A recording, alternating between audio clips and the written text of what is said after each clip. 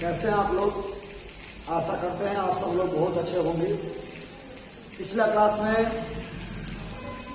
चुंबकीय प्रेरण, चुंबकीय क्षेत्र और एकल ध्रुव के कारण किसी बिंदु पर चुंबकीय प्रेरण की बात कर रहे थे। चुंबकीय क्षेत्र, चुंबकीय प्रेरण और एकल आवेश, एकल ध्रुव के कारण किसी बिंदु पर चुंबकीय प्रेरण की बात कर रहे थे।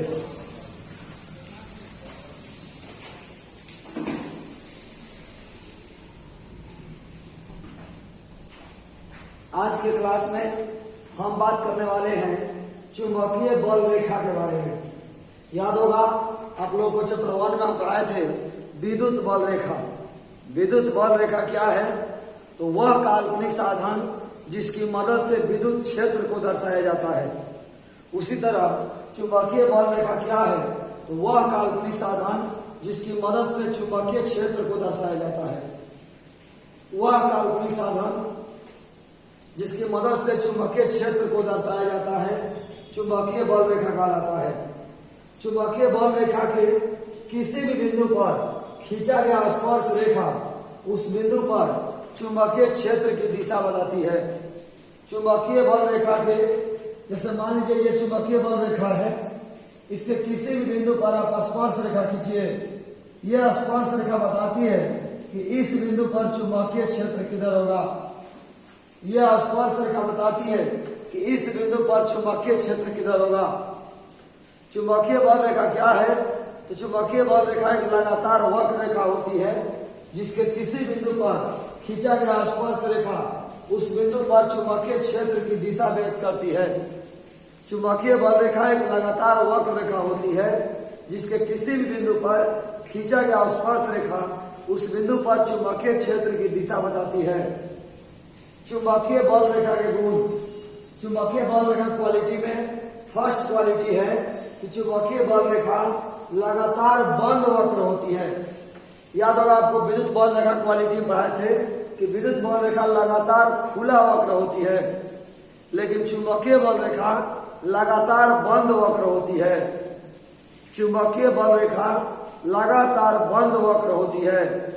विद्युत बल रेखा खुला वक्र होती है और चुंबकीय बल रेखा बंद वक्र होती है। उसमें याद होगा पढ़ाए थे कि प्लस से निकलकर माइनस में प्रवेश करता है।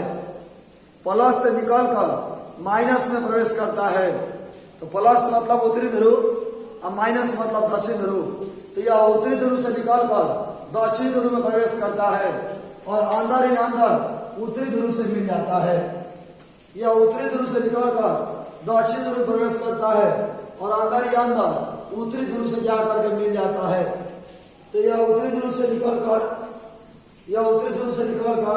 दक्षिण ध्रुव में लंबवत प्रवेश करता है और अंदर ही अंदर जाकर के दक्षिणी ध्रुव से उत्तरी ध्रुव से मिल जाता है।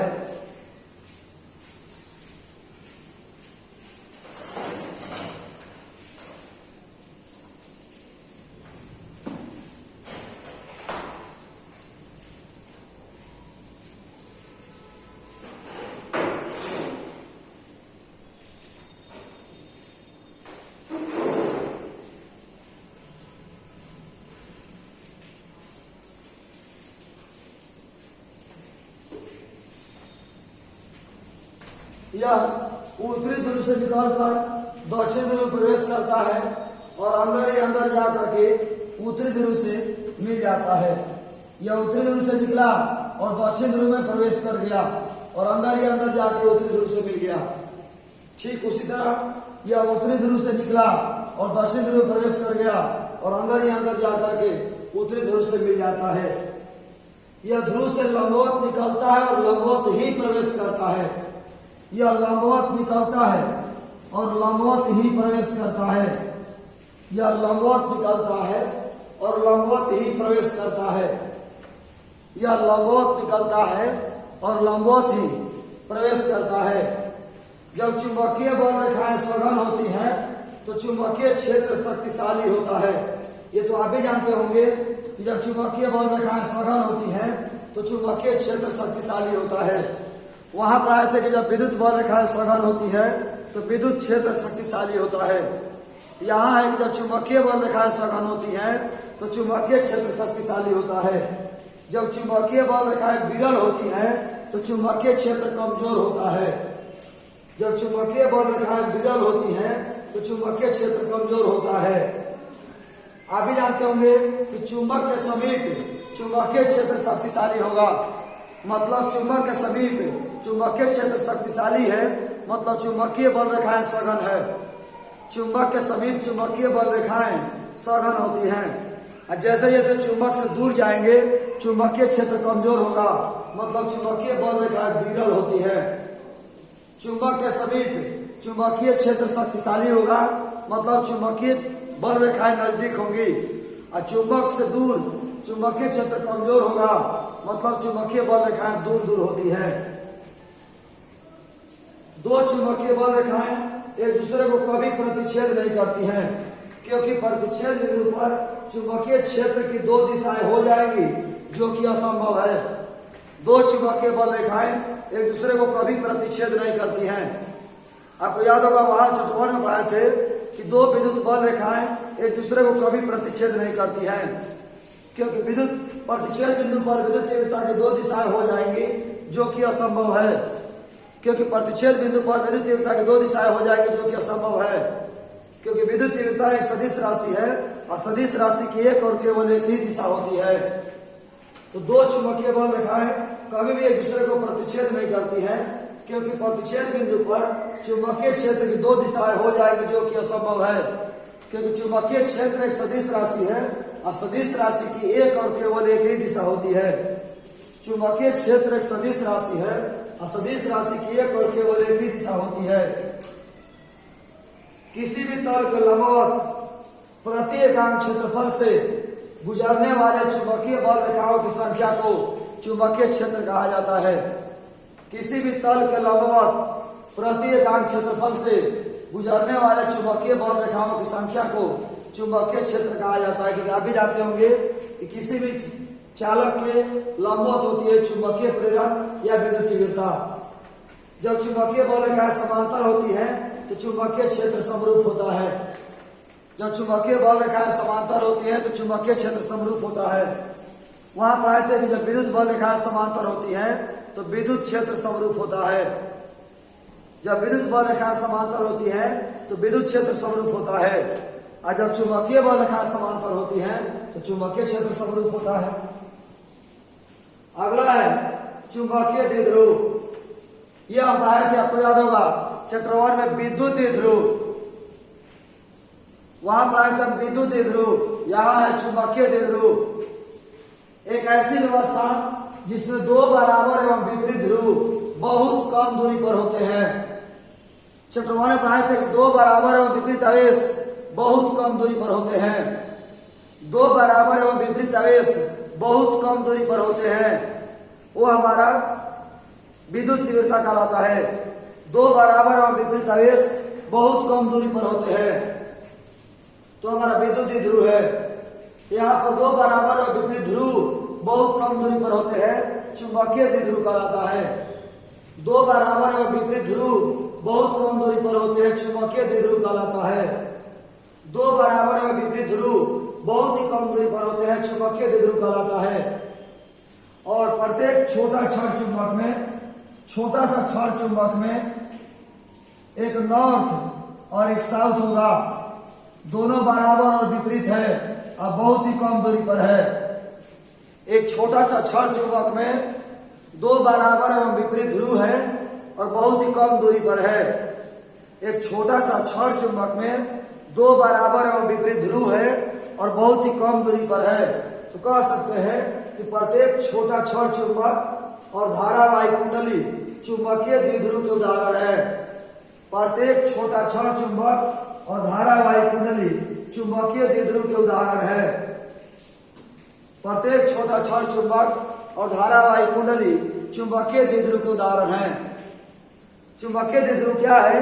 तो एक ऐसी व्यवस्था जिसमें दो बराबर एवं विपरीत ध्रुव, एक ऐसी व्यवस्था जिसमें दो बराबर एवं विपरीत ध्रुव बहुत कम दूरी पर होते हैं। एक ऐसी व्यवस्था जिसमें दो बराबर एवं विपरीत ध्रुव बहुत कम दूरी पर होते हैं चुंबकीय द्विध्रुव कहलाता है। चुंबकीय द्विध्रुव में दो बराबर विपरीत ध्रुव बहुत कम दूरी पर होते हैं। तो एक छोटा सा क्षण चुंबक में दो बराबर एवं विपरीत ध्रुव बहुत कम दूरी पर होते हैं, इसलिए हम कह सकते हैं कि प्रत्येक छोटा क्षण चुंबक चुंबकीय द्विध्रुव का उदाहरण है। प्रत्येक छोटा क्षण चुंबक चुंबकीय द्विध्रुव का उदाहरण है। और धारावाही कुंडली भी चुंबकीय द्विध्रुव का उदाहरण है। लेकिन धारावाही कुंडली चुंबकीय द्विध्रुव का उदाहरण कैसे है, इसके बारे में हम आपको आगे जाकर के 3-4 महीना के बाद पढ़ाएंगे, जब एनसीईआरटी चैप्टर नंबर 4 पढ़ाएंगे। हम चैप्टर 4 में हम सिद्ध करवाएंगे कि धारावाही कुंडली चुंबकीय द्विध्रुव कैसे है। चैप्टर 4 में हम ये सिद्ध करवाएंगे कि धारावाही कुंडली चुंबकीय द्विध्रुव कैसे है। चुंबकीय द्विध्रुव का एक और परिभाषा है, वह व्यवस्था जिसे बाहरी चुंबकीय क्षेत्र में रखने पर, वह व्यवस्था जिसे बाहरी चुंबकीय क्षेत्र में रखने पर एक बल आघूर्ण कार्य करता है, जो उसे प्रारंभिक स्थिति में लाने की चेष्टा करता है, चुंबकीय द्विध्रुव कहलाता है।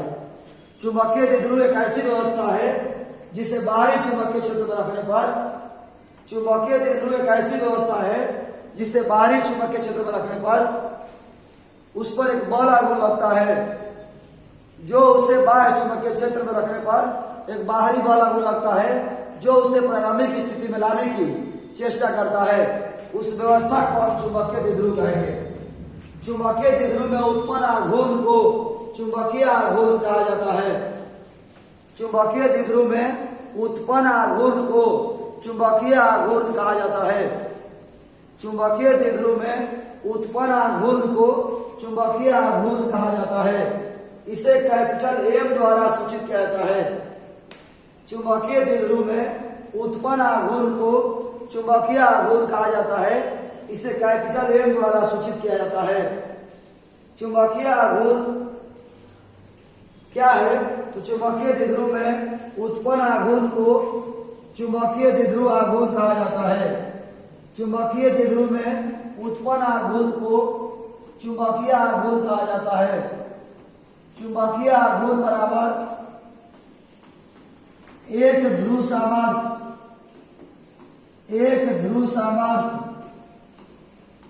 गुना उनके बीच की दूरी। एक ध्रुव सामर्थ्य गुना उनके बीच की दूरी। एक ध्रुव सामर्थ्य गुना उनके बीच की दूरी। कैपिटल एम बराबर small M into 12। Capital M बराबर स्मॉल एम इंटू 12। चुंबकीय लंबाई एक सदिश राशि है और ध्रुव सामर्थ्य एक अदिश राशि है। चुंबकीय लंबाई एक सदिश राशि है और ध्रुव सामर्थ्य एक अदिश राशि है। अदिश में सदिश से गुना करेंगे, चुंबकीय आघूर्ण एक सदिश राशि है। अदिश में सदिश से गुना करेंगे, चुंबकीय आघूर्ण एक सदिश राशि है। चुंबकीय आघूर्ण बराबर एक ध्रुव सामर्थ्य गुना उनके बीच की दूरी। तो चुंबकीय लंबाई एक सदिश राशि है और ध्रुव सामर्थ्य एक अदिश राशि है। अदिश में सदिश से गुना करेंगे, चुंबकीय आघूर्ण एक सदिश राशि है। तो चुंबकीय आघूर्ण एक सदिश राशि है। चुंबकीय आघूर्ण एक सदिश राशि है। इसका एसआई मात्रक ध्रुव सामर्थ्य का मात्रक एम्पियर मीटर और दूरी का मात्रक मीटर। तो एम्पियर मीटर स्क्वायर हो जाएगा। ध्रुव सामर्थ्य का मात्रक एम्पियर मीटर और दूरी का मात्रक मीटर। एम्पियर मीटर स्क्वायर एवं बीमा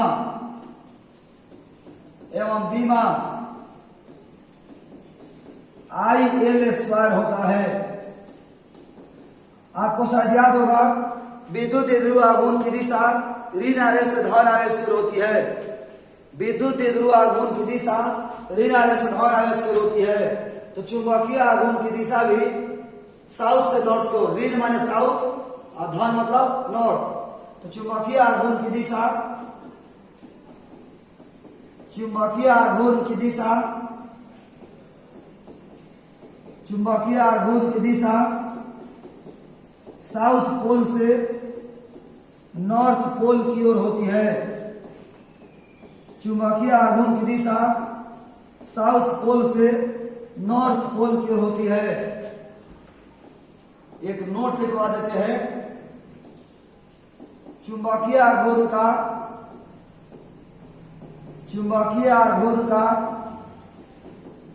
अन्य एसआई मात्रक,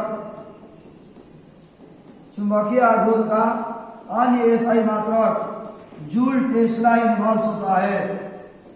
चुंबकीय आघूर्ण का अन्य एसआई मात्रक जूल टेस्ला इनवर्स होता है।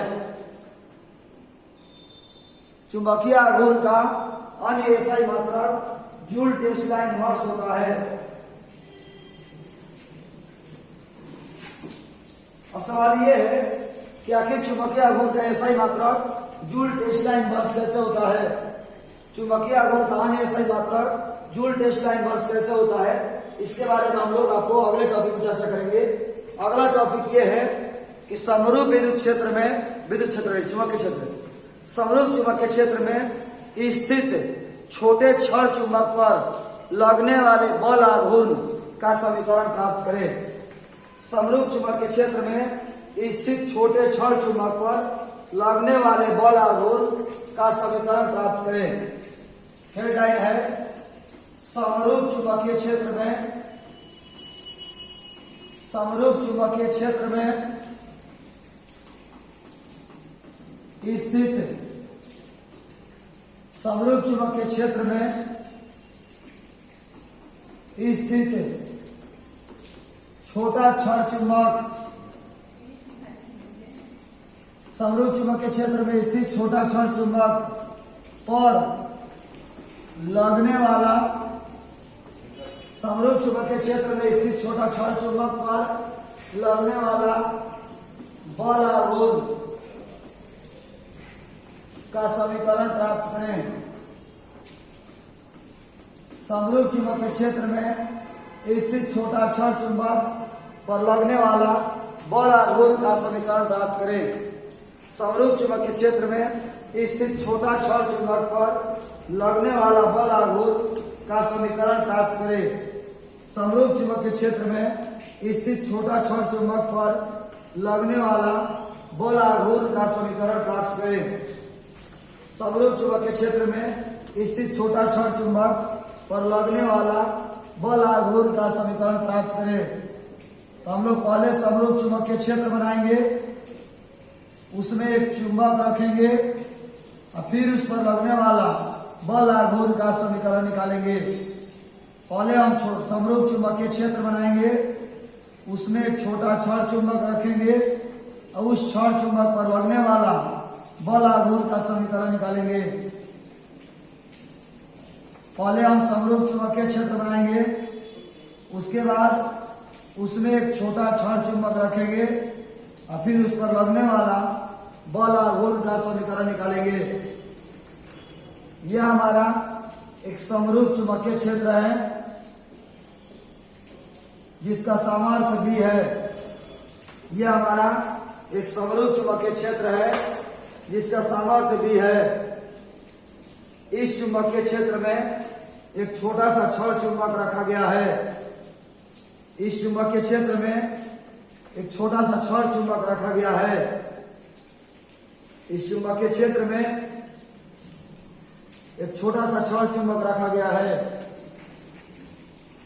जिस पर लगने वाला बल आघूर्ण हम लोगों को निकालना है। ये एक छोटा छड़ चुंबक है जिस पर लगने वाला बल आघूर्ण निकालना है। ये एक छोटा छड़ चुंबक है जिस पर लगने वाला बल आघूर्ण निकालना है। ये एक छोटा छड़ चुंबक है एस एन, ये हो गया एस, ये हो गया एन। इसकी लंबाई है 12 और यह चुंबकीय क्षेत्र से थीटा कोण पर रखा गया है। यह चुंबकीय क्षेत्र से थीटा कोण पर रखा गया है। चुंबकीय क्षेत्र से थीटा कोण पर रखा गया है।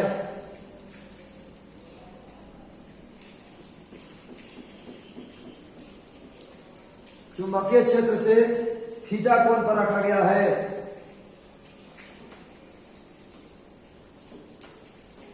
चुंबकीय क्षेत्र से थीटा कोण पर रखा गया है। हमने एक लंब डाल दिया NO, हमने एक लंब डाल दिया NO। चुंबकीय क्षेत्र के कारण क्षण चुंबक पर लगने वाला बल, चुंबकीय क्षेत्र के कारण क्षण चुंबक पर लगने वाला बल Mb एवं Mb है। चुंबकीय क्षेत्र के कारण क्षण चुंबक पर लगने वाला बल Mb एवं Mb है। चुंबकीय क्षेत्र के कारण क्षण चुंबक पर लगने वाला बल Mb और Mb है। याद आ रहा होगा ये चित्र देख करके कि समरूप विद्युत क्षेत्र में स्थित द्विध्रुव पर लगने वाला बल आघूर्ण हम पढ़ाए हैं। समरूप विद्युत क्षेत्र में स्थित द्विध्रुव पर लगने वाला बल आघूर्ण हम आपको पढ़ाए थे। वहां QE था, वहां पढ़ाए थे टाउ बराबर PE sin थीटा। यहां आने वाला है टाउ बराबर MB sin थीटा। तो ये आप लोगों के लिए टास्क हुआ कि अगले क्लास में आप लोग ये फॉर्मूला सिद्ध करके निकाल करके दिखाइएगा। मेरे पास व्हाट्सएप करिएगा ये फॉर्मूला सिद्ध करके। आज के इस क्लास में इतना ही। धन्यवाद। जय हिंद बहादुर।